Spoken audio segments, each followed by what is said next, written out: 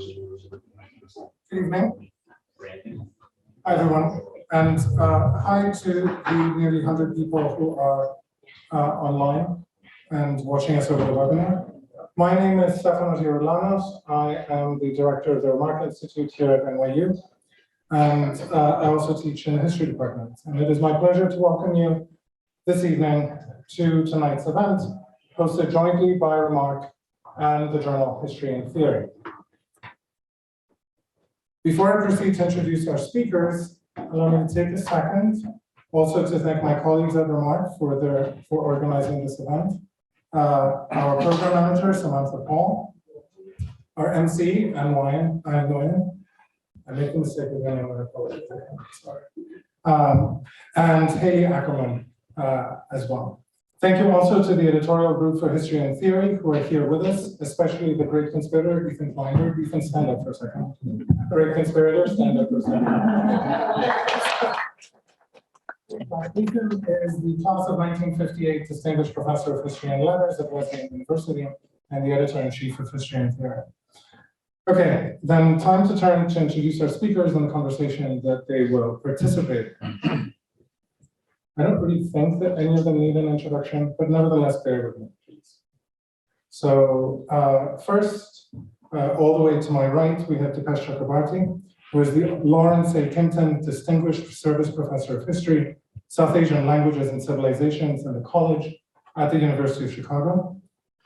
As you will know, Professor Chakrabarty is a founding member of the editorial collective of Subaltern Studies, and he has received too many awards and has held too many administrative and editorial positions for me to list here without boring him far too much before everything begins. I will, however, mention that he is the recipient of the 2014 Toynbee Foundation Prize for his contributions to global history, as well as of the 2019 Memorial Prize for his book, The Crises of Civilization. Besides The Crises of Civilization, he has also authored many books, including The Calling of History, Sir Jagannath Sanakar and His Empire of Truth, and Habitations of Modernity, Essays in the Wake of Subaltern Studies. But it is his book, Provincializing Europe, Postcolonial Thought and Historical Difference, published by Princeton in 2000, for which he is best known. Provincializing Europe has been immensely influential and has become required reading for graduate students and many undergraduates in the country, thinking about the mythical figure of Europe and the place it is held in accounts and in the social sciences, in the sciences of modernity. His most recent book is, of course, the no less significant The Climate of History in a Planetary Age, which grew in part out of his famous 2009 article in Critical Inquiry, The Climate of History, 4 Theses. I will say no more about the climate of history because it is, of course, at stake in the conversation tonight, and I don't want to prejudice that.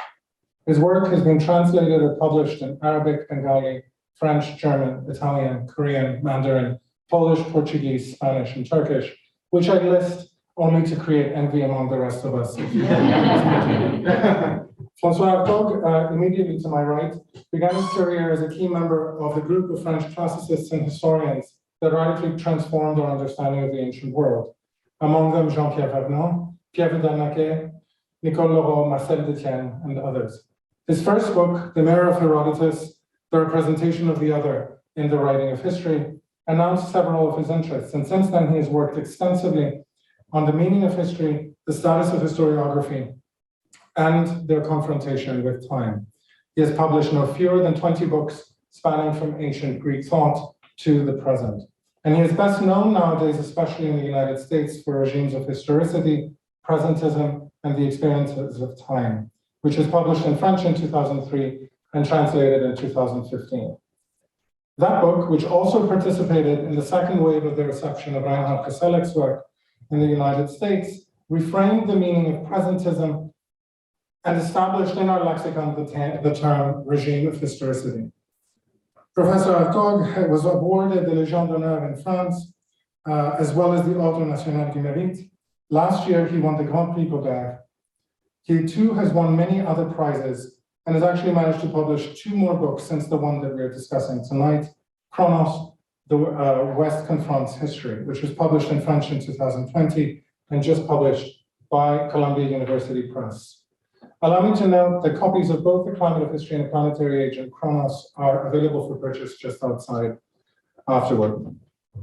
Now, when Ethan and History and Theory came to propose that we host the conversation between Professors Chakrabarty and Hartog, and knowing that they had been teaching and discussing throughout the semester, I wanted to see how this would work if we added a twist. The twist is called Holly Case, and I'm so glad that Holly has agreed to host and enable this discussion. Professor Case is Professor of History at Brown University, and she works at the intersection of social policy, literature, foreign policy, and the interstate system in the 19th and 20th centuries. She's the author of the absolutely brilliant book, The Age of Questions, from 2018, and also of Between States, the Transylvanian Question and the European Idea during World War II, a book that has also been enormously influential in Central and Eastern European history. But let me stick momentarily with The Age of Questions, where Case begins by noting and discussing the family resemblance, quote, the family resemblance between the mass of geopolitical, social, economic material and scholarly questions that proliferated during the 19th and early 20th centuries. She asks, why were there so many of them? Why did they beg a solution rather than an answer? And with that, I'm going to bow out. Holly, the stage is yours to ask questions and to beg for both answers and solutions.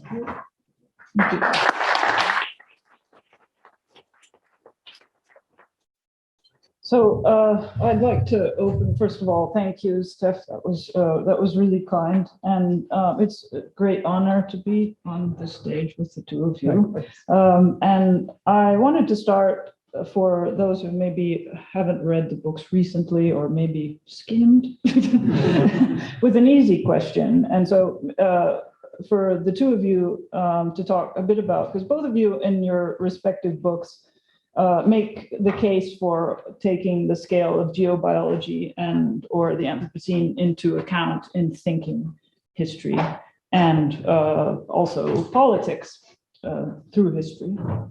And so I would just like, if you could lay out your argument in terms of why we should do that. And perhaps we can start. Okay. So, I mean, to answer it, both, can you hear me at the back? Volume is okay. Both kind of conceptually as well as autobiographically, like in the way that I came to this question, was from reading climate scientists describing humans, initially humans, later on they made the idea more complex, but humans as a geological agent. And I came out of the E.P. Thompson tradition of thinking about agency. And agency and interest are two words that kind of travel from the commercial world to the academic world and become academic categories. And of course, agency was very big when I was growing up, both as an individual and as a historian. And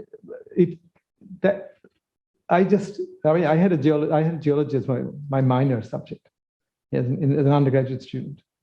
And I always loved geology. And I remember when I went to Australia to do my PhD and I was working on India, missing home, I always used to say, I wish geologist, the whole world is your book. You don't miss, you can't miss the world because you're somewhere in it. But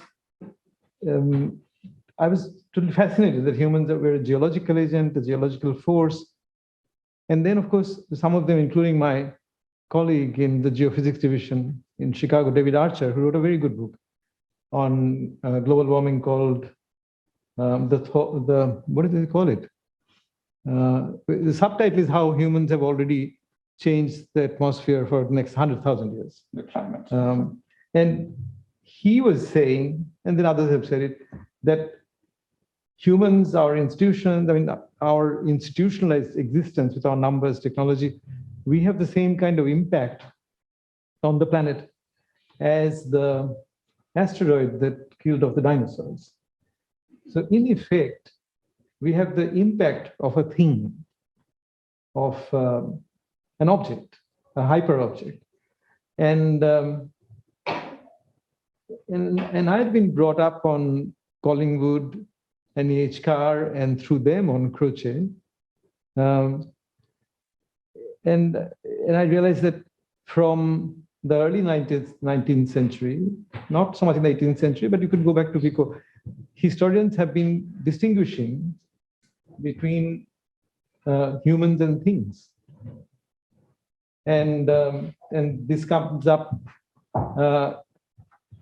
originally in Croce, who got it from a German political economist at a conference in Heidelberg in 1906, before he writes the essays that come out in History and Liberty. And the reason for that was that the idea that nature was subject to natural laws, while human history was about necessity and freedom. And that didn't apply to things. So when Whitehead was publishing his book on the conception of nature, Haldane, a few years younger, was doing kind of geobiological history without calling it so. I mean, in 1951, he published a book called Everything Has a History. And there was an Australian philosopher in the Oxford Circle called Sam Alexander, who actually wrote an article called The Historicity of Things. And if you read Collingwood's idea of history, you will find, but with the annotated version, you'll find that Sam Alexander was one person he was furious with, saying things have chronology. Humans have history because humans have motivation. And what's biological about humans is biology. That's not history. So he says the fact that you urinate is not historical fact. But if you urinated on somebody's sacred book and that caused a riot, then that was history. And I've been brought up on that belief, so that then to think about, no, humans are also, in another respect, a thing, like entity, or they have become so. That is what got me going, that shock of finding out that humans could be a thing. And so the first thoughts became that article, The Climate of History, 4 theses. So that's a quick and brief answer. Great, thank you. Well, I did not do any geology, even as a minor, but when I was working on something which finally became Chronos, I had the great luck to start to know Dipesh. And that was when I came to Chicago some years ago. And I was giving a seminar on historiography, ancient and modern.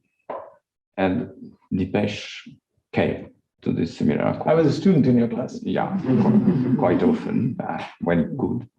And we started to have a conversation.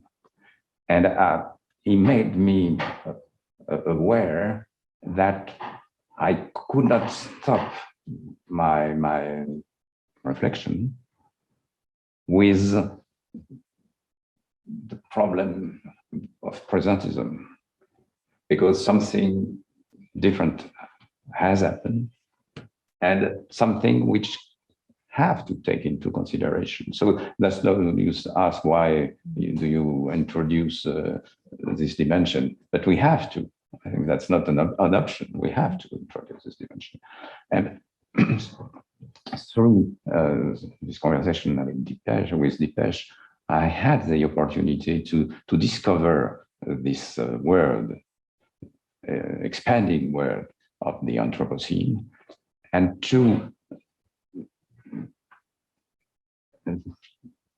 extend my framework in order to make it, to have the possibility to take into consideration this new time, which was in a way unprecedented.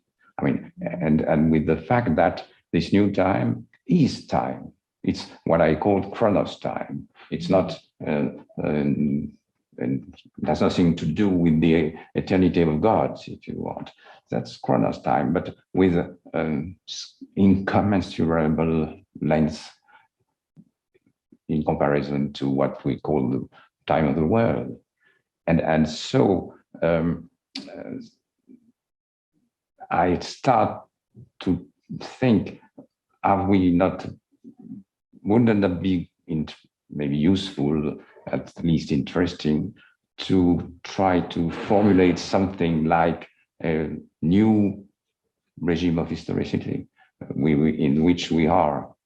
So I call it at that moment anthropocenic regime of historicity, or we can call it planetary regime of historicity. I think I prefer this expression proposed by Dipesh, and that's not something artificial, because I try to go from the Greeks up to today and to follow the three concepts of chronos, kairos, krisis. And I think that even in what we are experiencing right now, you can find some traces of the three concepts. And that's what finally the goal of the book. So the book is not intended to be a history of time or of times, but to follow this structural dimension of chronos, kairos, krisis along the centuries. Mm-hmm. So in both cases, you've used words like shock. That this is somehow an experience that produces some kind of shock. I think in your book you describe also a feeling of falling, which is sort of a visceral, gives a visceral sensation of how this works. And I was just wondering a couple of things. One is, it seems as though this feeling of shock contains also in your work some kind of potential, and other shocks from the past serve the purpose of waking people up, right? So making them conscious of something. And, this has a long history, this history of consciousness, and a history in terms of what the potential of consciousness is for politics. But it seems to me that that both of you have a rather peculiar relationship to this matter of consciousness, in the sense that, first of all, what is it that's waking up? Who is it that's waking up? What is the carrier of consciousness? In your case, maybe there's something like you have this argument about species. That might be the unit of consciousness acquisition, then I would be keen to hear whether you're trying to think consciousness. I used the word species, and of course I made Edward Wilsonian use of it. Mm-hmm. So it wasn't like I was the only person talking about species in the world, but in my little world of historians, of course, I got clobbered for using it, and that often happens. I mean, one word that is perfectly legitimate in one discipline becomes a terrible word in another discipline. But sometimes we forget within one discipline that there are other equally intelligent people using that word in some other ways. But even though I said very clearly that species is not something we either experience being, or that it's available to us as an ontological category. I mean, it might be a political task to kind of make us aware of what we might be doing as a species, but that's a different question. Mm-hmm. And Phil's might help you to imagine that. I mean, there's a question of what kind of work do we have to do on our imagination to have some picture of the history of the life on this planet as seen maybe from a polar bear's point of view. Mm-hmm. I mean, a polar bear might very well describe us as a species. Mm-hmm. A polar bear may not have the argument that capitalism is wrecking us. A polar bear might say, you humans are doing things to me. Or tigers in India might say that. But the question is, you got to go back to the question of consciousness. Consciousness was very much a 19th century conception, it seems to me. And that becomes very operative in the 20th century. So even into the 70s, in different contexts, people would talk about raising awareness, raising consciousness, in order to do political work, in order to do the kind of work that you would do with awareness of something. So the idea that knowing certain truth might propel you to certain kind of action. And that's actually an assumption even in James Hansen, who's a godfather of climate science here. So if you read his book, Storms for My Grandchildren, I mean, he's clearly thinking that if he could somehow tell the truth about climate change to people in general, that then there might be ways of mitigating the pressures that special interest lobby groups put on politicians. So there's a long way of thinking that if you knew the truth will actually somehow help make politics better in the way that we want it to be better. Whereas here, the awareness was in the history of the awareness, the kind of, so the shock, the first kind of shock I was talking about was the shock that I had as a humanist historian who worked on the assumption that, yes, of course, I mean, we knew that there was biological history, we knew that there was geological history, but these were what geologists wrote about, what biologists wrote about. So I had Collingwood's kind of position vis-a-vis Haldane, that sure, I mean, the Himalayas are there, but they've been, even though as mountains, they're a young set of mountains, but really the youth of the Himalayas was never a practical, political, or even aesthetic proposition, because all the Indian nationalist poetry said the Himalayas have been there forever. Right? So there's kind of human scale of time and geological scale of, as a humanist historian, I thought of in terms of human scale of time. I didn't have to think about geological scale of time. So my first shock, as I say, was kind of, I describe it for those of you who haven't read the book, diabetes came to mind because I'm Indian. Diabetes is rife in India and I'm diabetic. And I give this example how sometimes your own history expands. So when you're diagnosed as diabetic, so you go to the doctor and you say, so am I diabetic? And he says, oh, you're kind of sedentary lifestyle. And okay, so that's not my being an academic. I'm a Brahmin by birth. So for generations been teachers. So sedentary is at least a few hundred years. then the doctor says, and you eat rice. That's like 4,000 or 5,000 years. So gradually, the history expands. And then, so what do I have to do? And he said, you go on the treadmill. And I said, why? He said, you know, the rhythm at which human body, kind of the uptake of sugar and release of sugar in the muscles, that's still attuned to the time when we were hunters and gatherers. So suddenly, my history, from biological history, from being a professor at Chicago, my caste history, my history of rice eating. So that was like a fall. If I had been a researcher on diabetes, it wouldn't have been shock. But I had never thought of my history. So I said, something happened about human history, which was akin to that sense of falling. Right? And that's the difference between, let's say, people who already do deep history. I mean, people, archaeologists, for instance, or people who do prehistory, or people who do geologic evolutionary history. For them, that shock wouldn't be there. For me, it was there because I normally think in terms of capitalism, imperialism, bad Western people, good non-Western people, all that kind of, my usual frame of thought. And suddenly to think, see, I used to think that the discovery of radiation and the capacity to produce radioactive products, in fact, Madame Curie's grave is in the Pantheon, right?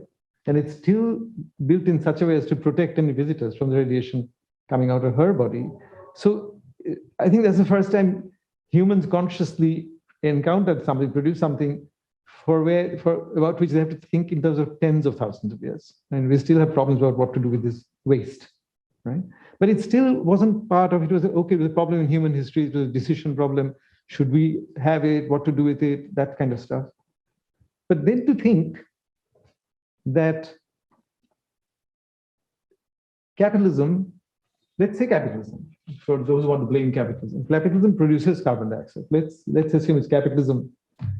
But then once it's producing carbon dioxide, the carbon dioxide does funny things with other gases and stuff, right? And that then produces feedback loops, positive feedback loop, negative feedback loop. If you think in terms of final causes and proximate causes, then you would think capitalism was the final cause, and the CO2 is some kind of approximate cause for global warming.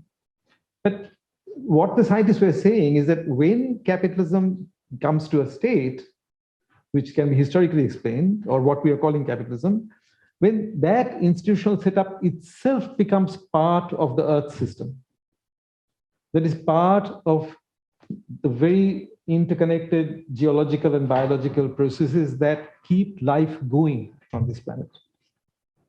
If capitalism develops the capacity to affect planetary processes, then it doesn't any longer retain the status of being a final cause.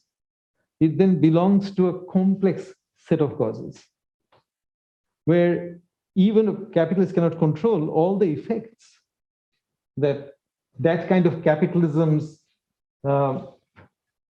imbrication in the planetary process might do. So the argument that the climate scientists are producing, even if you took the Marxist thought seriously, they would say, okay, there was a time when capitalism produced all the CO2. But once that begins to affect the planetary processes, then capitalism is not in control of where it will take us. It might want to then deal with the consequences with climate engineering, with other, but it can only deal with it by imagining becoming more planetary, being in charge of the planet, as it were, right? Because it's so imbricated that it can't really get out of it volitionally. So in that sense, there was in me, I go to a word that François first used and Bruno Latour used, a sense of disorientation. In other words, I just thought there's a constellation of causes. The structure is more Deleuzian than Aristotelian in terms of causal structure. And it's a very distributed sets of agents working together.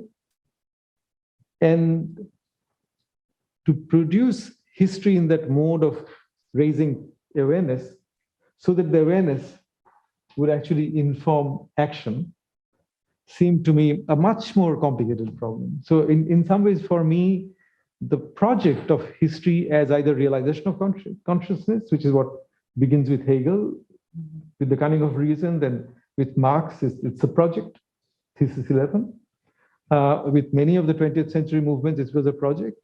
That seemed to, I'm not saying it should give up on it, but that the task seems to have become so much more complicated, given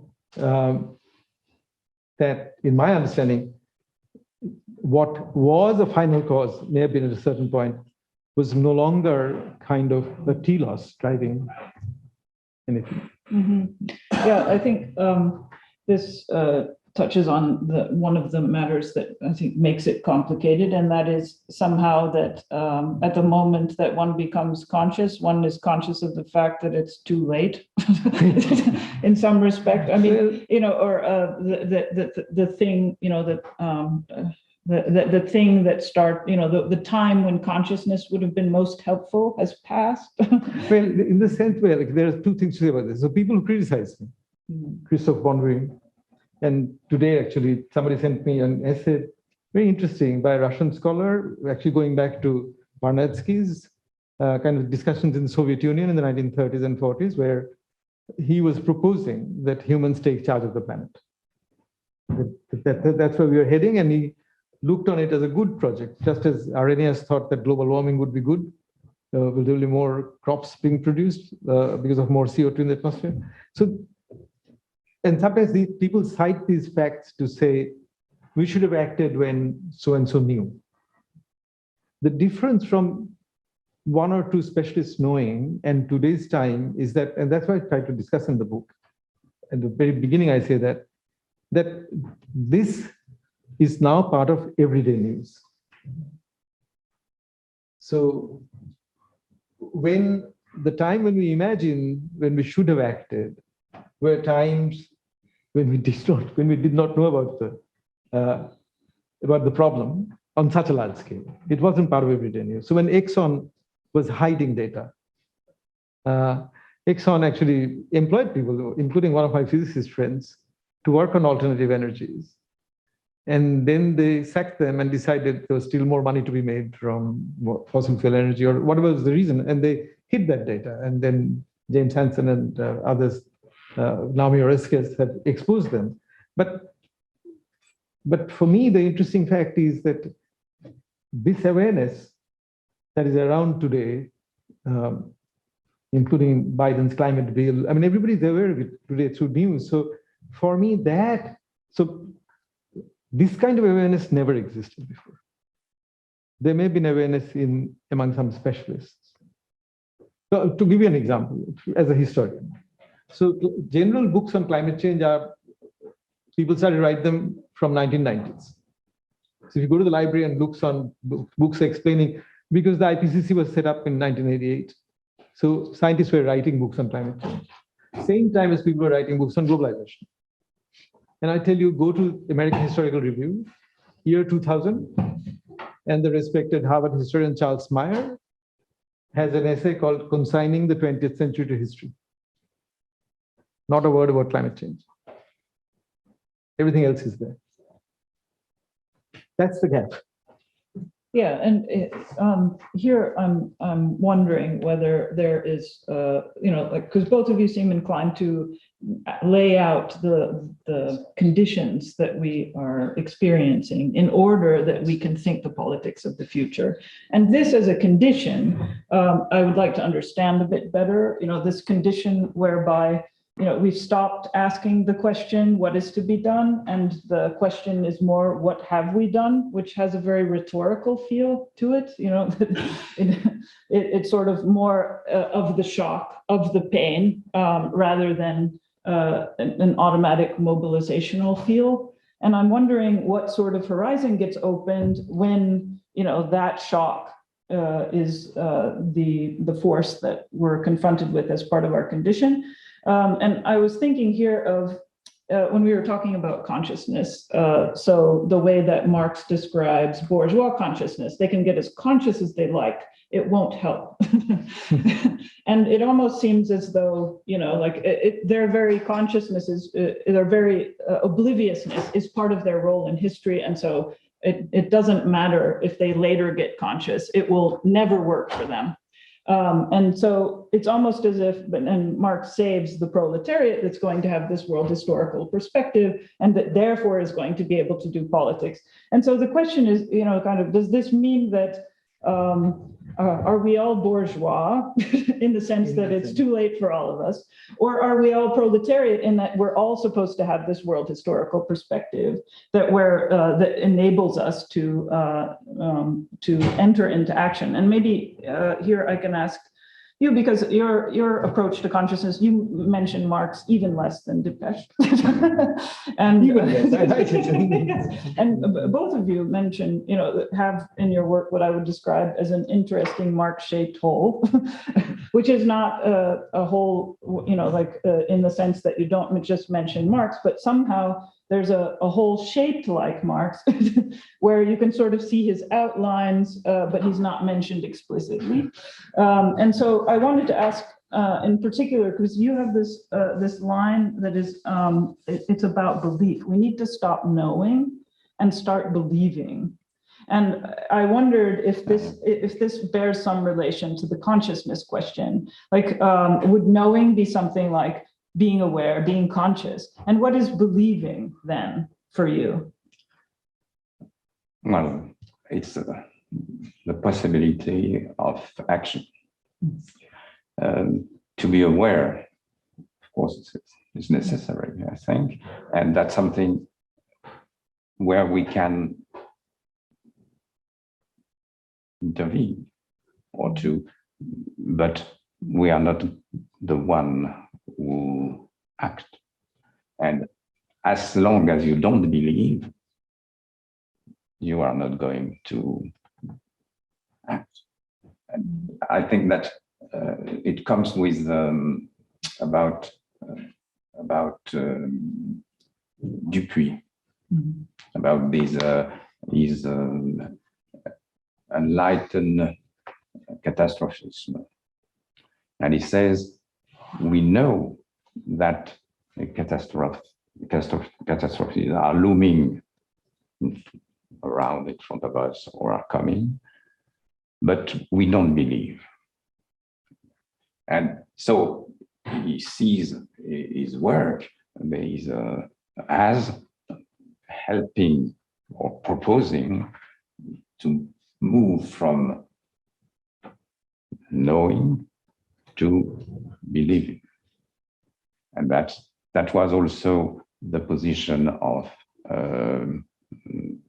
Anders with his obsolescence of man, in his book Obsolescence, dealing with not with the climate change, but with the atomic era.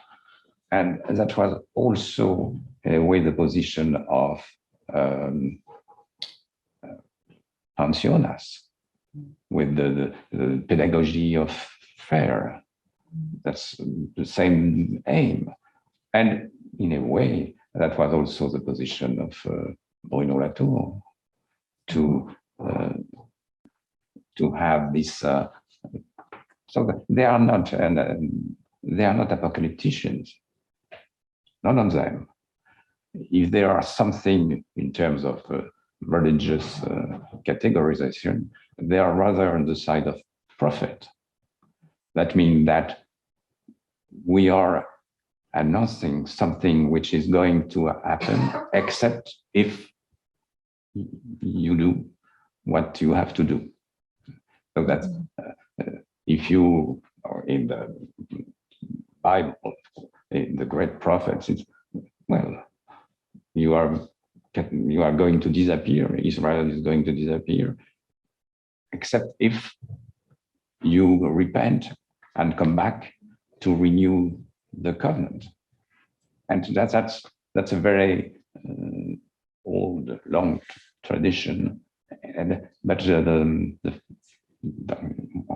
the goal is to push toward action, and not at all to stay saying, well, there's nothing to do, it's too late. Is this related to, I mean, because I want to say a word about Marx. Yeah. Because apparently that's a problem. Oh, no, it's an observation, but go ahead. Yeah. No, but I think it's I would like to introduce the question of time, precisely. With Marx, we are absolutely in what I call the modern regime of historicity. That means that the future is there, and the future is going to be great, with the proletariat becoming the main protagonist of history. And as long as the future is opening in front of you, and as long as the future is the place where you have to go as quick as possible, the question of the shock we were talking about a few minutes ago takes a different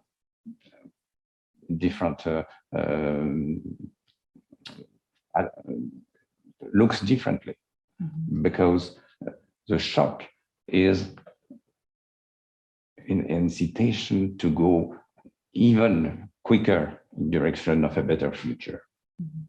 Okay, and that's what the French Revolution. It's exactly this categorization, and Robespierre wanted to accelerate the revolution. So you have this moment, the shock. The revolution was a shock for many people, and even the phrase which was quite common in 1789 was, we no longer understand anything. We are totally lost.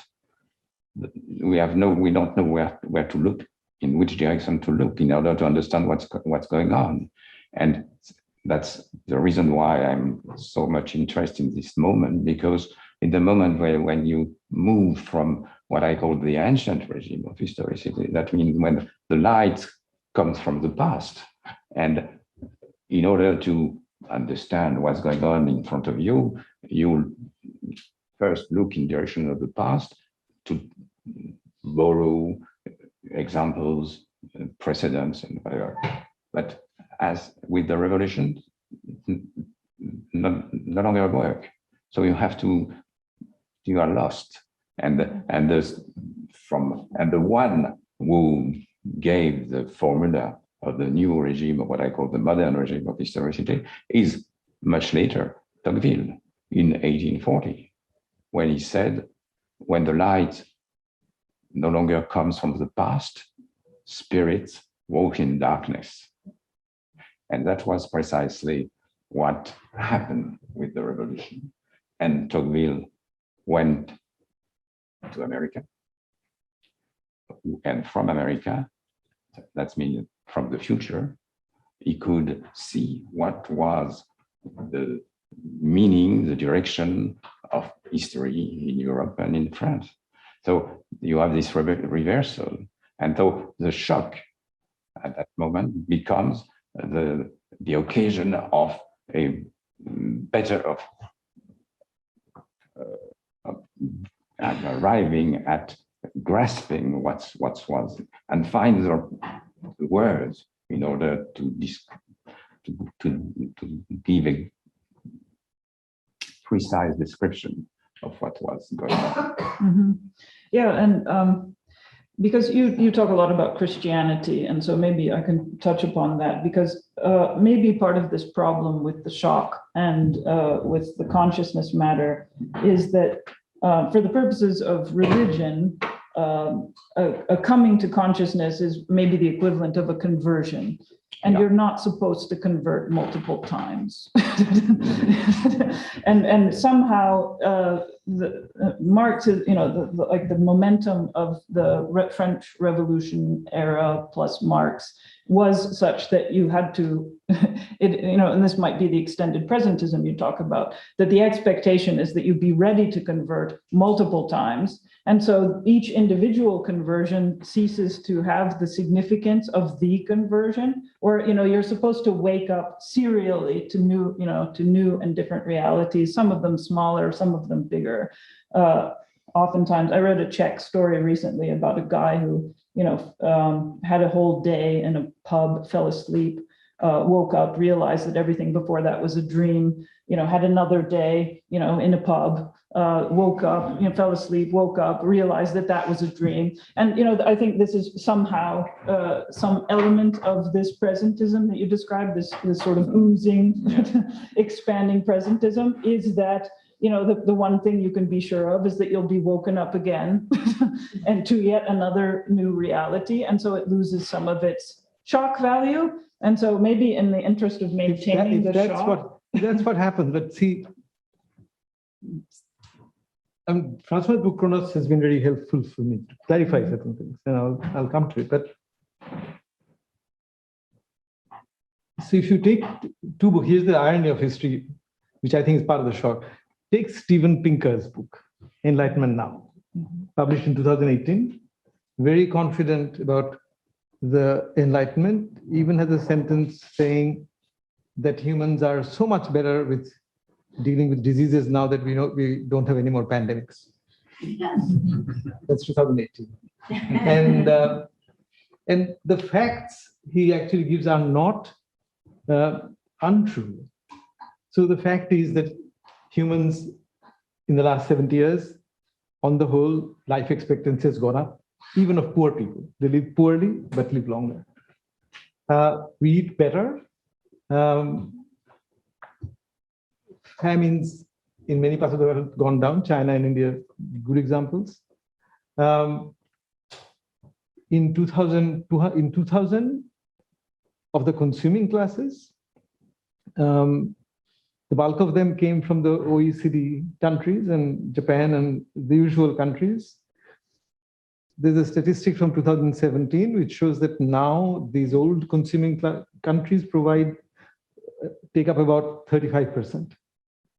of the consuming classes. The rest come from China, India, Africa, and other places. And if you look at the world, the jump from each 1 billion of consuming people to the next billion has happened quicker and quicker. So if you only look at that, you think, okay, in spite of the war in Ukraine and other things, overall, this is not a bad record, and that's his argument.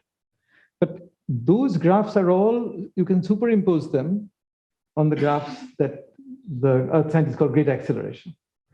In other words, to each of these graphs correspond an equally exponential rise of carbon dioxide or methane or nitrous oxide or deforestation or ocean acidification.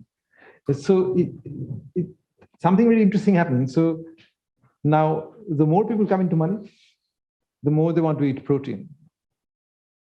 But now there are more people coming into money. So we were 1.6 billion, 1900, 2000, 6 billion. Today we have just become 8 billion. So it's been a huge rise very quickly. And 90% of the world's fish is now supplied by Asia, the bulk of it by China. And just read any article on salmon farming, sand mining. You'll find that the earth naturally does not produce as many salmon fish as humans would like to eat, left to itself. Left to itself, the earth does not produce as many birds, hens, for instance, that we would like to eat. So we have to help the earth produce more. So we're already part of this life process. So the most populous bird on the planet now, guess what, is broiler chicken. And that's 21 billion. And the next most populous bird is 1.5 billion. That's naturally populous. Now, that's the kind of pressure we're putting on the biosphere. If you only looked at it from Steve Pinker's eyes, the news is not bad. More people are eating better. More people are having better lives. They're traveling more. The problem is, so coming from, let's say, if you go to India, Modi will still be saying that this is the path we want to go. And this is when François was teaching his class, I was saying, if you say Europe got into presentism after the Second World War, then in China and India, the modern regime of historicity just came. The vista just opened up, and we were looking at either Soviet Union or America, and Rostow was writing his Stages of Growth. The MIT people, until Rachel Carson's book comes out, it's all about modernization, modernization, modernization. And Nehru is writing to his chief minister saying, we need to do in 15 years what took Americans 50 years to do. So the theme of great acceleration, right? The shock now is, what do we do? Do we tell these people who are eating better not to eat better? But the price of it, sometimes, there's a book on Tasmanian salmon farming, and it shows that the way that salmon is farmed, the water underneath becomes dead zone. So our demands are such that they're legitimate demands. So into which you have to put Latourian history, the history of antibiotics, which saved life in the Second World War.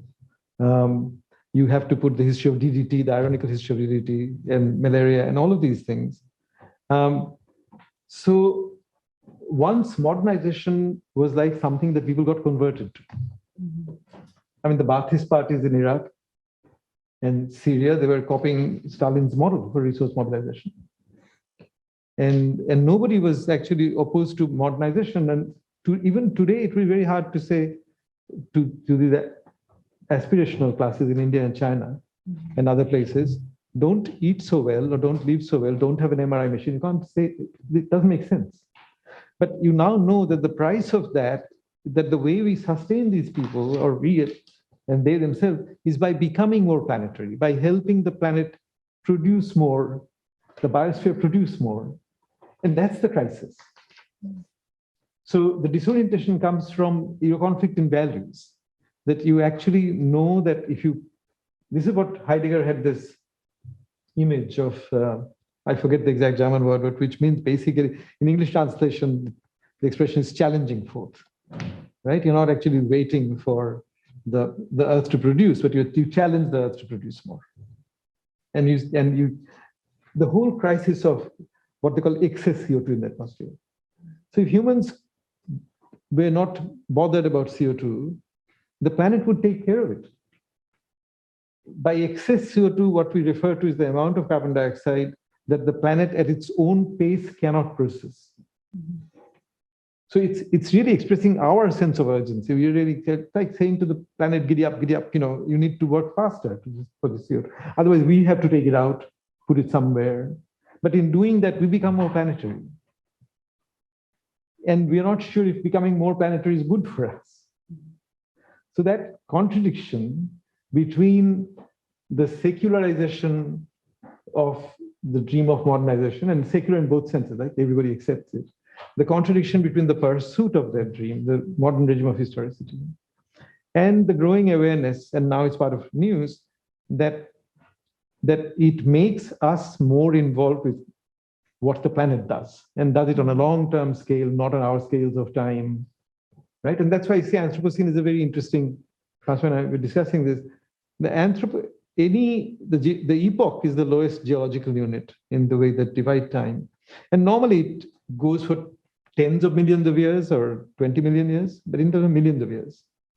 If the Holocene is formally kind of declared over, then it will be one of the shortest geological epochs, like 12,000 years. So Anthropocene, if we agree that we're in the Anthropocene, it may very well be a designator for the remaining of human history, but then a non-human history beyond, right? So even its status as a period marker for us is not clear to me. So these are the kind of confusions I'm talking about. There's a temporal aspect to it, and there's a moral aspect to it.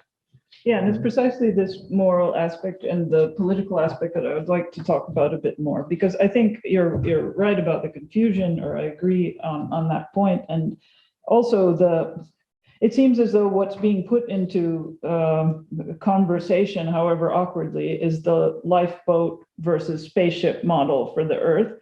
For some people. Well, but in the sense that if we're going, like, let's put it this way. If the Green Revolution, which expanded agricultural production such that lots more people could be fed, is going to now be construed as a problem, then that it introduces a zero-sum quality into politics, that for every, That's why there should not be, I personally feel there should not be a zero-sum politics. Well, how can, like this is a real question then, like how does one get from a critique of, because part of the premise of the Green Revolution, et cetera, was that, that old statement that, like if everyone's bread whitens with, if somebody's gets better, et cetera. And so the notion that we can all benefit from particular social and technological advancements, if that goes out the window, then the implication, and that's already being explored in some political options, is that no, you have to make some kind of trade-off. Like you can't have cake and eat too. You can't. So this is where François' work and the overlap comes in, because there's a lot of alarmism and apocalyptic thinking around climate change.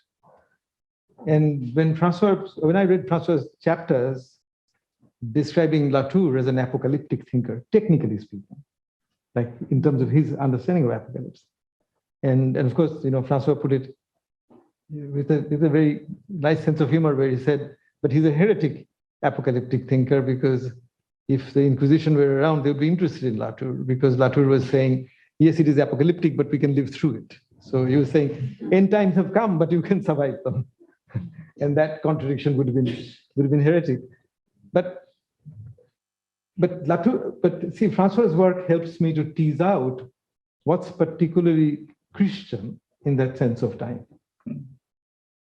I don't think that Indians and Chinese operate with the same sense of apocalypse. In fact, one way in which I understand the total lack of interest on the part of my Indian friends in my climate work Sometimes they say, you talk to white people too much.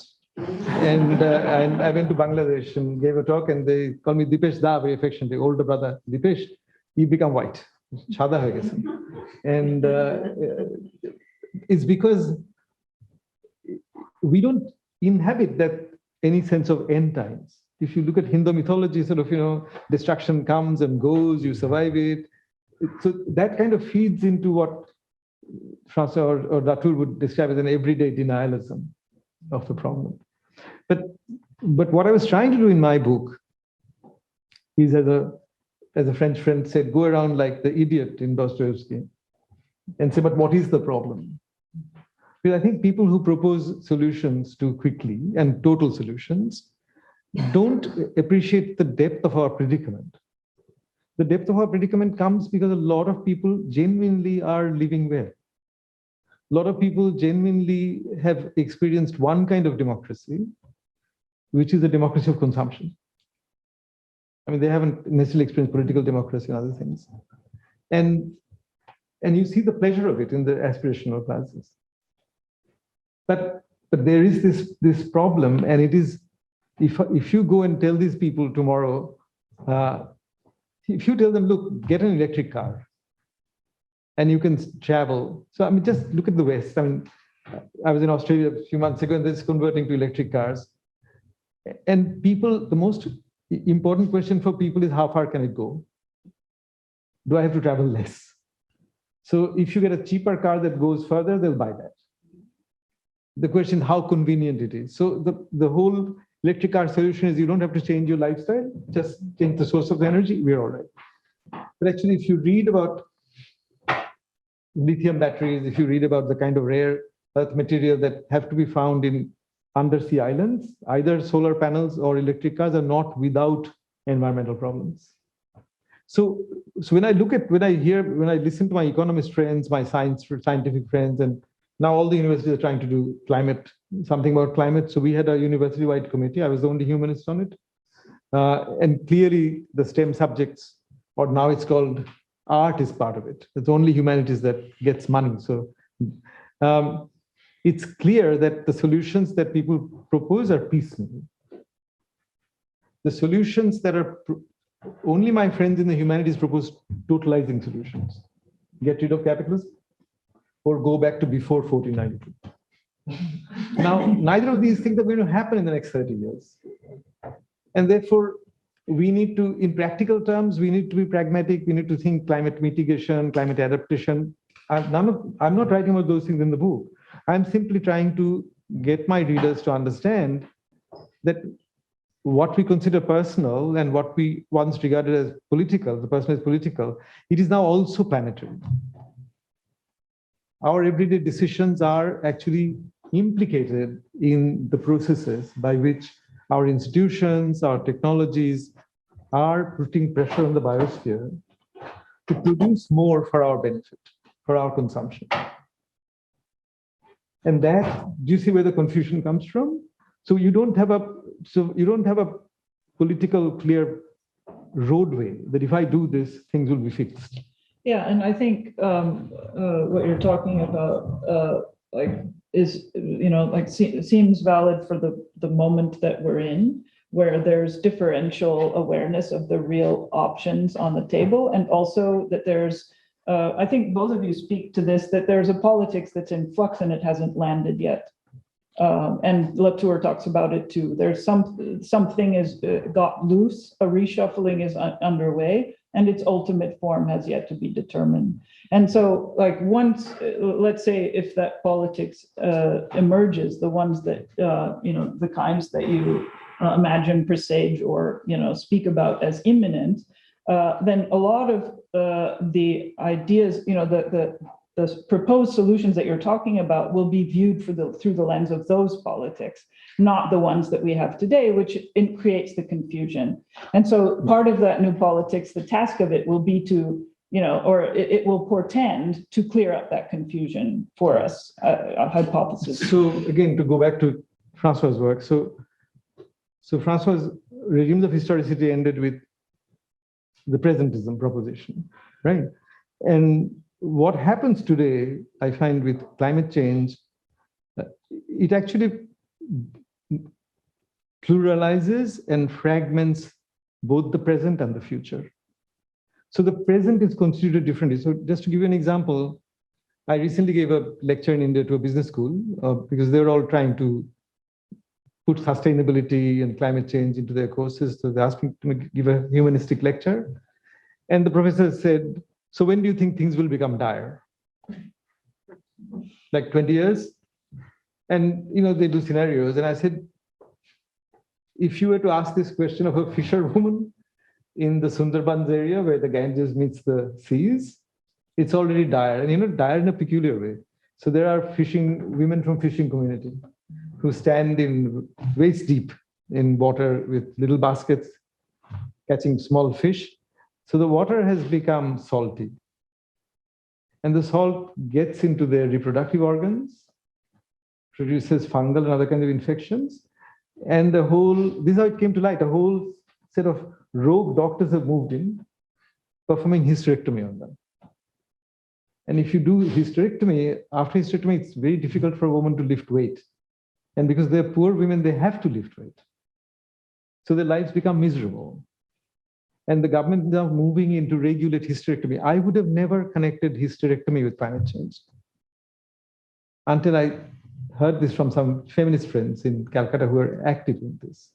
So because of this uneven impact, because of uneven inequality and all of these things, it fragments the future completely. And then if you think of the pandemic, which is connected to climate deforestation and ecological devastation, you will find that the pandemic produces its own temporal horizons, where the past is actually about the future is actually about getting back to the past. Like, don't have to wear masks. It's gone. We get back to what we're doing. Mm-hmm. So in that sense, I think it's a chapter beyond regimes of historicity. I mean, François was talking about the devastation, the two wars, and the rise of memory studies when he was talking about presentism in that book. But in this book, that's why I think, to my hearing, I think François was the first person who talked about times being disorienting. And then I found Latour also with Peter Weibel in that catalog of the exhibition they held, says these are disorienting times. So being disoriented has become, in their experience, a quality of the time. Mm-hmm. But that kind of gets back to François Kairos, Croesus, and Kronos question. Is there anything that you wanted to add on? Well, I think that no. Okay. Not really. So then maybe we can go back to this question of the democracy of consumption, because that ties into this, the only experience ever having been the democracy of consumption. And I'd like to return also to the possibilities for this new politics. And you're absolutely right, and it's good that you point out that for a lot of people this is already here. Like the worst is happening. There are 33 million people displaced in Pakistan due to climate change, and so I can get back to the politics that's needed. Yeah, and I would like to talk about like this because I'm going to throw out a hypothesis, and I'd be keen to hear both of your thoughts on this, and that is that the hegemonic political form of recent history has been democracy. Everyone claimed that they were a democracy, and they also claimed that they were the true democracy, and that other democracies were bad democracies. And what seems to have shifted is that this is no longer the case, but what is taking its place, and this is a hypothesis, and I'd love to hear your views, is that the new hegemonic form, which is also an old one, sort of like democracy, is anti-imperialism and post-coloniality. That decolonized. Yeah, but also I'm talking about how all kinds of politics claim this as their terrain. And that it is the sort of hegemonic form of political expression of our time for the foreseeable future.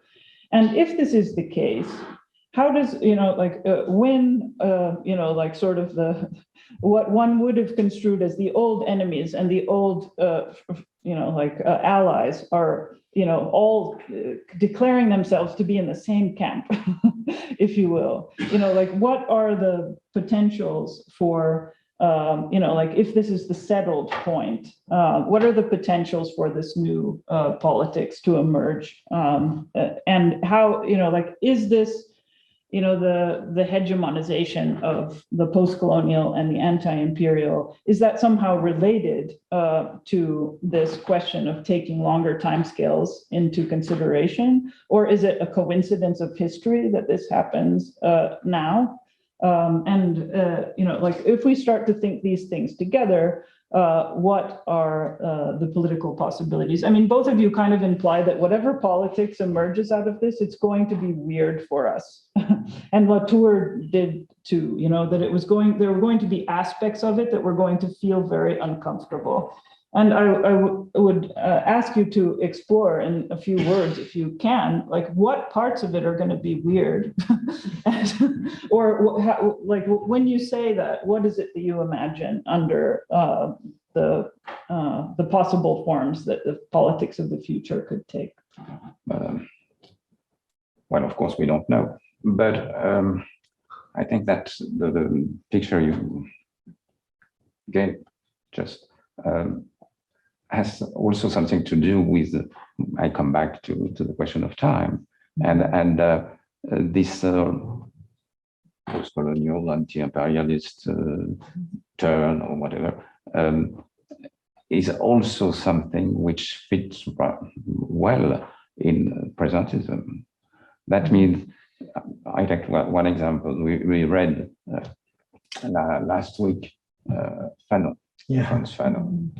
And at the end of his book, the Black Skin, White Mask. Yeah,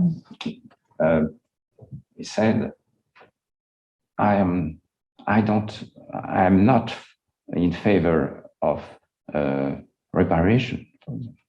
West slavery was absolutely a crime, no doubt about that. But I'm not going to ask reparation for what had been done to my ancestors and what the white people have done to my ancestors in the 17th century. That's Fanon. He wrote that in 1952, a long time ago, and he was moving toward, he was looking for a new humanism. He was looking for a new politics. And of course, Marx was around, but with not simply around. He was not simply saying, well, when the proletariat got the power, everything will be settled and racism will disappear. He's not saying that. But and today we are in a very different configuration, and that means that we have no longer this opening in direction of the future, and so we stay very much in this look on reparation, on victimization, and I'm not saying that victims are not victims, but I'm saying that if you have your own only politics is that you stay in what I call presentism. You have not the capacity to project yourself in direction of a future. So what will be the future of politics? According to me, it depends, not totally, of course, but it depends also of what kind of relation to time are we going to build in the next future. And it has also something to do with how do we cope with Anthropocene, because that's suddenly with Anthropocene, we have in front of us an immense future, because that's the future of the Earth. And But this future is catastrophic. So we have to not the previous future, the old future, say that the old future, we were running in direction of the old future. And today we are doing our best, or perhaps not our best, but in a way we are trying to slow this coming future, or perhaps to escape this coming future. So that's a complete difference, and we don't know how to do that, and politics is linked to this consciousness or awareness or whatever, and politicians they remain mostly totally presentist, and we saw it even in the last elections. Yeah, and this matter of the future is catastrophic. It raises a related question, which is, so I feel in both of your texts, and you talk about it a bit differently, some kind of frustration with retaining World War II and the Holocaust as the locus of orientation for the politics of the future. So in different ways, I mean, you talk about the memory culture and the victim culture. And I think, Dipesh, you talk about how this demand for freedom from fear, which is sort of enshrined in the Atlantic Charter, started to be something that you began to question. You said something. Only in, yeah, see, I mean, what I was trying to do in this book was, I was trying to think, as I say in the beginning, I went back to this Kant's 4 questions, right? What is it happening? How do you know what you know? And I thought, okay, scientists are explaining it. Politicians and policymakers and activists are saying what to do about it. And I was trying to say that, look, so I went to Jaspers to think about a thought space that was pre-political. In other words, a space of thinking which does not preempt any kind of politics. And I was trying to think about climate change in that thought space by basically acknowledging. So my fundamental project was to acknowledge our having gotten involved with the planetary. We're not just global, but actually that the sage is planetary. We are willy-nilly involved with the planetary, whether we like it or not. The question is, what do we do? And now I'm speaking more pragmatically beyond the book. To give you a simple example, the Himalayas have become the most militarized mountain range in the world. And that has implications. You know why? Because there are 8 or 9 rivers that come out of the Himalayas, and they feed about 9 countries, 8 or 9 countries from Pakistan to Vietnam. And the glaciers, most of these rivers are glacier fed. The glaciers are all nationalized. There's no agreement between these nation states to look after the health of the glaciers. And plus India and China, they keep building airstrips and infrastructure on the Himalayas. This is where people now have become aware that there are young mountains because it's still growing. So which means its internal state is less stable than older mountains. So when you blast that mountain, you cause landslides. But they are building more roads, they're building helipads, they're taking tanks into the mountains, they're prepared. So this nation state model of politics is clearly not the way to go. I find Putin is fighting a kind of an old imperial war, grabbing territory. Yeah. So in many respects, with all my respect for Charles Meyer, just as he was saying goodbye to the 20th century, but keeping himself confined so much to the 20th century that he didn't see what was going to become the 21st century. And I think we need politics that speaks to this problem. And the UN, I say this, it was set up as a bargaining counter, where it was assumed that humans have a lot of time at their disposal to settle any question. So now you have a peculiar, to go back to temporal, peculiar structure of time that IPCC gives out what they call carbon budgets, which are kind of calendars on which nations are meant to synchronize their actions if they had to all get to zero carbon emission or negative carbon emission by a certain point this century. But the nations go and bargain. So China is saying, oh, we must get 10 years more than the United States, with good justification. India is saying, oh, we need another 10 more years. Now, so what I see is that the politics is actually politics of splitting the planet. While the climate scientists are saying the atmosphere is one, this planet is one Earth system, and we still haven't worked out how to respond politically to the oneness of the system. Mm-hmm. Yeah, and on this subject of, and this also implies working backwards up to some zero, right? In order to meeting some benchmark is about minimizing harm. And you talk about this in terms of presentism, but there is some like when you said that Putin is fighting an old imperial war. In many respects, he's fighting also a new anti-imperial war that has an old anti-imperial, like in the Cold War. Well, but insofar as anti-imperialism is the new hegemonic form, it's not it's old, but it enters the historical frame as new-ish. Even though the form of the anti-imperial war is as old as it's very imperial. Well, and exactly, and empires got very good at anti-imperialism precisely in order to get in each other's faces, and that was their mechanism. But I see in part of this, like a desire, like a half desire that's not exactly articulated. So on the one hand, for unity.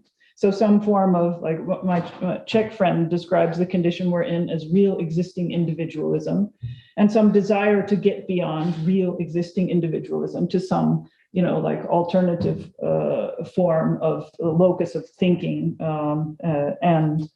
One could talk about that and, the anti-individual model as a basis of politics. But part of this also seems to be a crisis of meaning. Like if you're just holding off the future, like what does that mean to hold off some kind of catastrophic future? Where does one derive? And like this, the sharpness that I feel of a sense of a crisis of meaning, it's sort of background, but it's in there, and it's subtly expressed in a variety of ways, and a seeming desire to want to reinstill meaning in some kind of historical trajectory. And here I'm thinking, because when Arendt talks about Marx, she says that, Marx sort of set something loose that he really didn't really mean to, but somehow, it's had this effect that once you start thinking an end in history, then anything that happens prior to that end becomes automatically meaningless because you're only interested in the end. And what this does is it basically eats up history. And so anything that happened in the interest of achieving that end loses any significance and or meaning. And this is somehow the condition that she describes that we're in as of the time of that writing. And so, this field in which meaning is hard to come by, or that it can be made any which way. You can make it out of anything, just by throwing some action into the world with persistence and consistency. You can make something mean something just with sort of brute force, if you will. And here Putin again comes to mind, like that this seems to be some, also act of an attempt to reinsert some kind of meaning into the course, to de-chronosicize, and to insert some crisis or some kairos into the historical progression. Yeah. And, that strikes me as what I would call bad meaning, and it makes me wonder whether there is something. Or meaning making goes with a loss of meaning. So some of my students, and including somebody who's a postdoc in LA at an institute the Gruen Institute, where they interviewed me, she said to me in public, and some of my students make decisions not to have children. because of the state of the world. They don't want to bring another human being.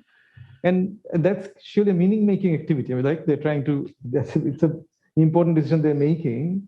But I also feel as an older person and having had a child, I also feel there's a tremendous loss of meaning in that. Because, I also think that it's tremendously meaningful to see a little human being grow up, right? But they're kind of foregoing on that meaningfulness in order to make their life meaningful. It's not like people are not trying to make sense of this.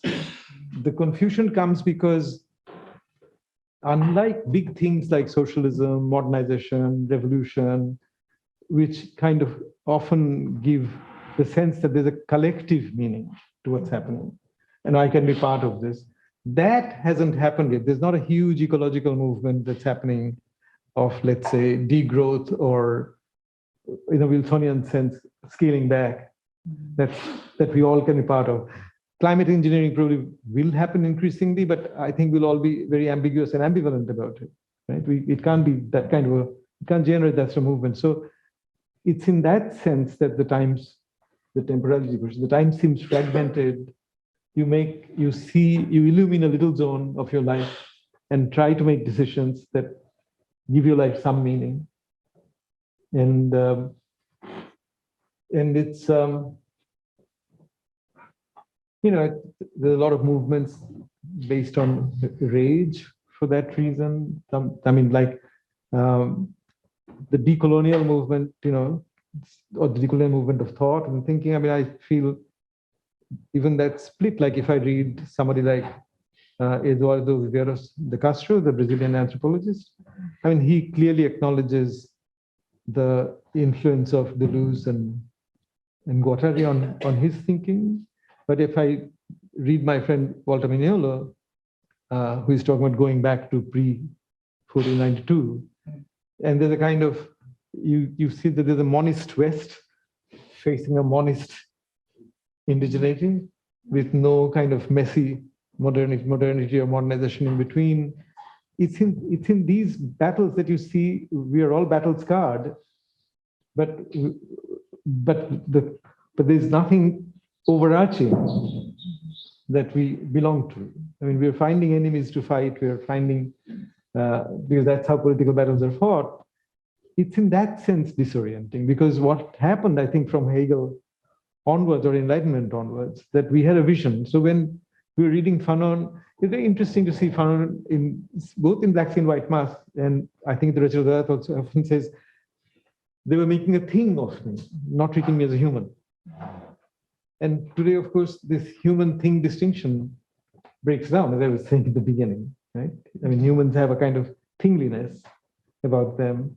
So it's in that sense, I think the emancipatory narratives that we all inherited in different forms are not irrelevant, but we don't know how to make them speak. Yeah. Well, and my sense based on like the tenor of your book, and you talk about the shake, and that somehow there's a shaking going on, and that's describe how one wants the agent of the shaking, or that we're being shaken, let's say, like that. And my sense is from that your hope, at least, is that we'll sort of, in being shaken, that we'll straighten out like a MacBook cord rather than get tangled up like Christmas lights. And I'm wondering if this is a hope or like a belief. This was my hope. It's already been blighted. I think what does shaking do to the dynamic that you're referring to? Of I'll give an example, again, anecdotally, so you'll know. So we were reading in our class this question of transcendence. So reading Nietzsche's Antichrist, and Nietzsche is saying God is dead, and Heidegger at least interpret Nietzsche as saying that it means there are no transcendental values, because God was a structure of transcendence of humanity, right? And Charles Taylor's book on a secular age is arguing that in modernity, the structure of transcendence remains, so that even if you're an atheist, you can still be spiritual, You can be spiritual faced with a landscape. You can be spiritual, faced with the night sky, whatever. And I realized in working on this book that that structure worked so long as you don't have the imagination of a geologist. Because the world seems stable. The mountain seems stable. So generations can go back to the mountain and share the same spirituality, or go to a certain beach or somewhere. And what's been shaken for me, reading Earth system scientists on the nature of the planet, is that sense of stability. So, and viscerally, it was given to me by a geologist friend called Sarah Hall, who teaches in Maine, the College of the Atlantic, I think it's called, an undergraduate, interesting college. And she and a young geologist were trying to teach a course on Anthropocene, a young anthropologist. And Netta being an anthropologist and Sarah being a geologist could never agree on their understanding of what truth was. Because everything that Sarah thought was true, scientifically, Netta would immediately object to say, what do you mean by true? So they invited me, and I spoke and I had a very good discussion, and then they took me to the national park, and suddenly standing on a beach, and I was standing on a boulder. So for me, with my humanist eyes, there was the bare boulder, me standing on it, and my wife was there, and there's the sea and the sand. And Sarah says to me, Dipesh, you know what was there between the sole of your feet and the rock was taken away by the ice. When the ice age ended and the ice receded, and you can look at the rock and see the marks that the ice left on the rock. And sure enough, there were striation marks, which I normally would have just seen aesthetically, not thought about. It wouldn't have been a piece of evidence for kind of historical thinking. And now I can't walk around the Michigan Lake without thinking it's the end of the ice age that created this lake. But when you begin to have this imagination, you realize that you live on an extremely restless planet. And the whole structure of transcendence, it seemed to me was a product of the Holocene. I mean, in other words, our understanding that we could take the world as given, the givenness of the world was not disturbed by anything. Whereas the news about climate change breaks down the givenness of the world and gives you the feeling that you actually live on a very restless planet. And 12,000 years is nothing in geological time. So our lives are 5 generations of spirituality, nothing, temporally speaking. And that's the humongous kind of time that François was talking about. When it opens up, you kind of think you're like in Buffo's position, seeing humans running from here to there for shelter. And when you have that vision of humanity, you do wish that people would understand the problem and find ways of coming together. Yes.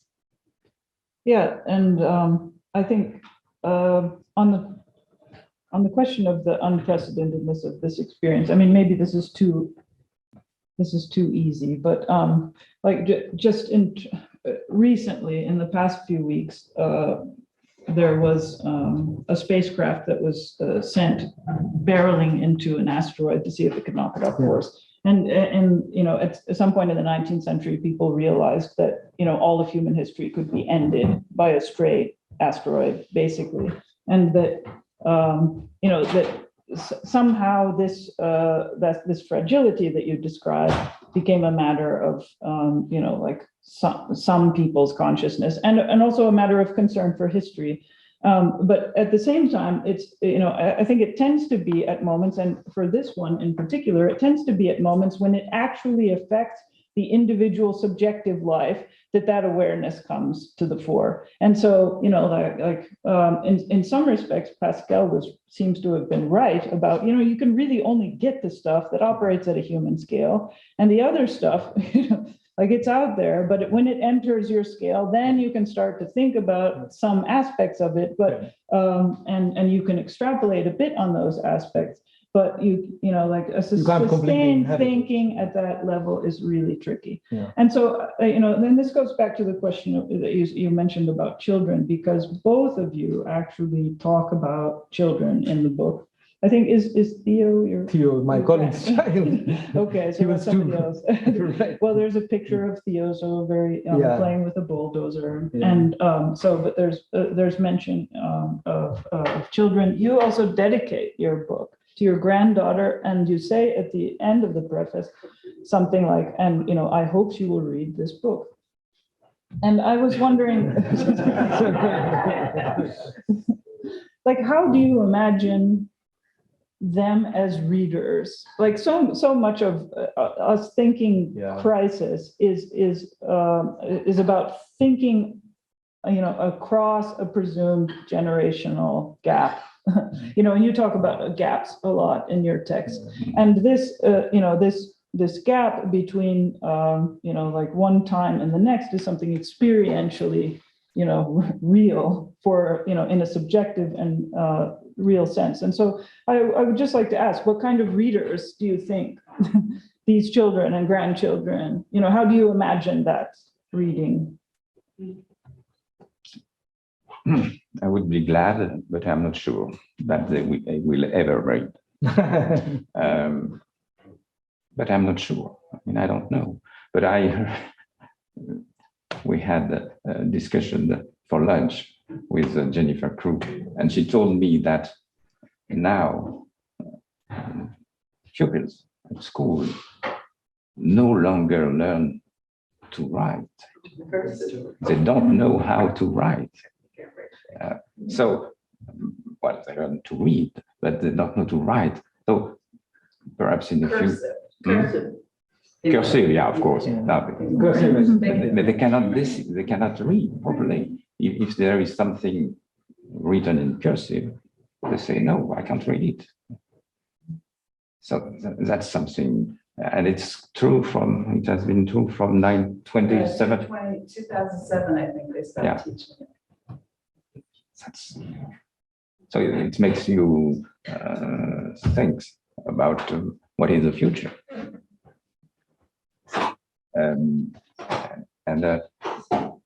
But why I dedicated this book to my granddaughter. She was that when the book was written, and she was just born, and so now she's 3. So she was already great. But it has something to do with the fact that, in a way, I would like to give her this book as some sort of transmission of something. She will take it or not. She will do something of it or not. I don't know, and I will not be there to see what's coming. But that's a motivation for going on, even if hopes are not so great. Reading so you know, I came to doing history having done science, and when I with my first book and with every book I get a lot of criticisms, and now I've gotten used to it. But sometimes I read the criticism and I think, oh, but I had said this on page so and so. Why did they say I hadn't? And then I realized that one problem with my writing was that, like in geometry, you don't repeat a step. If you've said something, you said, I've said it. Now I'll go on to the next thing. And then I realized that, but as a historian, you probably have to say it a few more times for people to actually notice it. It's like putting it in bold type. This is what I'm saying. And I still suffer from that. I still sometimes. So my recourse so far, faced with such criticism, has been to think of E.P. Thompson. And Thompson always used to write his books, and then he would get criticism, then he would answer all his criticism in the second edition. And he would write lovely angry sentences. And one sentence he had was, there's nothing one can do with inattentive readers, right? And then the other day I found a genealogy for that sentence. So again, reading Antichrist, there's a point where Nietzsche says, even God would have difficulty with stupid readers. And then there's a footnote saying Nietzsche is actually repeating something Schiller had said. So I suddenly realized that Thompson actually stands in a long line of complaints about readers either being stupid, not being attentive enough, whatever. But I think I generally do feel that one reason why we read each other constantly wrong is because we read too much, even though future people may not read in the way that we read. And therefore we read hurriedly. And some people even write hurriedly, but we definitely read hurriedly. And the demand that you would make of a reader, read me slowly, is a very difficult demand to make. I only see the likes of the very great still being able to make that demand. I mean, I was saying, François, the other day that when Kant writes Critique of Pure Reason, in the preface, he says that I know this is an unreadable book. I mean, he doesn't say it like that, but that's what the burden. He's saying, I know this is an unreadable book, but if I had to rewrite it in the way that Jennifer or Alan might suggest, then he said, if I had to rewrite it so that it became readable, I wouldn't have time left to write the other books I want to write. And I thought, what kind of confidence you have to have in your thinking to assume that a book that you know is unreadable will be read by generations of readers after you, right? Very few people can actually make that claim on the reader. And it's become a harder and harder claim to make because your readers have more things to read than Kant's readers would have had, right? So that's part of the great acceleration. That's part of, and also I also think that if Hobsbawm was still around and he wrote Age of Empire, Age of this, Age of that, and I had a great title for him, but I only met him, he was my PhD examiner. And I was very stupid. He wrote to me saying, do you want letters of recommendation for me? And I was not an American student. I never asked him for a letter. I said, I don't know him. Why should I ask him for a letter? He just marked my thesis. So I was giving a lecture at Warwick, not Warwick, at where he was, Birkbeck. And an old lanky gentleman comes to me and says, Professor Chakrabarty, my name is Eric Hobsbawm. So I was kind of absolutely, beside myself to meet him. But I didn't have time to tell him that today I think there's a book to be written called The Age of Distraction. WhatsApp and this and that, people are constantly distracted. And in some ways, I think distraction is a natural state of most creatures. When squirrels, to my mind, distraction is about survival. It's only by building cities, safety, that you can actually create spaces like this where you're not distracted, you focus. The demand, previously only you had to go to a monastery, seclude yourself to focus on something. I mean, this is a kind of learned behavior. It's not a natural behavior. Natural behavior is to be distracted.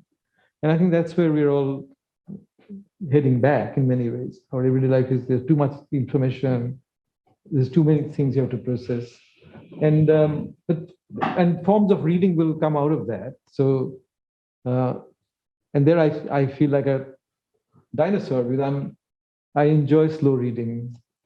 Other day I was speaking to Gayatri spoke to me and she called me and she said, I said, what are you going to do next week? She said, I'm teaching a course on Marx. And I said, and she said, students expect to learn Marx, but I want to teach how to read Marx. And these are two different projects. But at the same time, we are still very lucky that we have these universities, we can come together. And students do read slowly when you teach them to read slowly. But I do feel that it's become very difficult to, Heidegger had a beautiful expression where he says, to hear that which I do not already understand. And it's very hard because readers come naturally with already formed understandings. And you have to communicate, you have to necessarily miscommunicate because whatever you say gets through. And I I do the same. I have the same problem. So with technology and everything, I think things kind of seem stable for a few hundred years, and then it changes, and human beings find other ways. But I do hope that some people will live with us for as long as we are there, and that we'll go back and read them and reread them, and get the pleasure of slow reading, and keep it up. This might have been a function of how I asked the question, but I think it's very interesting that neither of you mentioned anything about the Anthropocene in your answer. Because, like I was wondering, the part of what inspired me to ask the question is, what kind of regime of historicity do you assume that your children, grandchildren will inhabit? And what will be legible and not legible about those, something you can foretell for the next 10, 15 years is that the sciences and the humanities are going to come together more. Yeah, and you actually talk about this, and maybe this is too big a theme, but I think this theme of convergence of like the simultaneity of different times, that we're already living with deep time, that we're already experiencing the convergence of different fields, that we're already we have double awareness, for example. And when I'm reading that, I have a sense of like there's some piece that I wonder if we've if there's some piece of you as a historian that thinks that that you've become a bit untethered from the historical in that realm, and become much more interested in, on the one hand, this transhistorical and the simultaneous. And I wonder if this is a function of reading, a function of experience, or some sense of because it mimics in some respects the dynamic of. It's the simultaneity of the non-simultaneous, but in a different way. I mean, because that expression was previously used by Bloch and others to express, understand the archaic in the modern, right? The past that seems to linger, but actually, so if you think of the human being as a microbiome, what you see is that we are kind of scaled entities. I mean, you yourself is only in a particular way of looking at you, the you who are talking, who is a professor, but you have a microbiome, you have zillions of bacteria and viruses, I have them, and we're exchanging them as we speak. So one can also have this very dissipative view of you, which is something that Lynn Margulis used to talk about. She used to call this our holobiont, right? And Latour and people used to think that somehow this holobiont, that is the phenomenological you, but also these other creatures in you, that this will be given a political recognition. And I think that's very difficult. I think the human institutions are based on human phenomenology, human sense of time, and all this. But cognitively, I know all this, you know all this. And I think we're entering a stage where educated human beings and we are cognitively becoming more aware of the geological, the biological, the deep history, even in everyday news. And that will have an impact on what kind of syllabuses we develop, what we teach. Chicago said there's a climate initiative. I have this imagination that American university presidents meet somewhere in secret, because they all seem to be doing the same thing at the same time. So we are taking a climate initiative. I'm sure NYU will, I'm sure Columbia will. Stanford already has, Princeton, Harvard, they're all doing it. And we discovered that the difference between Chicago and Stanford was Stanford raised $500 million even before they had decided what they would do with it. Whereas we were thinking we should sort out what we need to do and then raise money. So that's the difference. But it was interesting to hear our president, who is a chemist by training, to say that we should be a university that both pursues climate engineering, because that's where many dollars are going to be, but also encourage debate about climate engineering. And those pursuing climate engineering should be exposed to the debates about climate engineering, and vice versa, right? So I think that kind of consilience of subjects will happen more because the problems are interdisciplinary. And the disciplinarization of knowledge, which basically a product of the 19th century, has served us well by creating models of expertise, experts solving problems. But I now feel that citizenry education has to be more broad-based. So, yeah.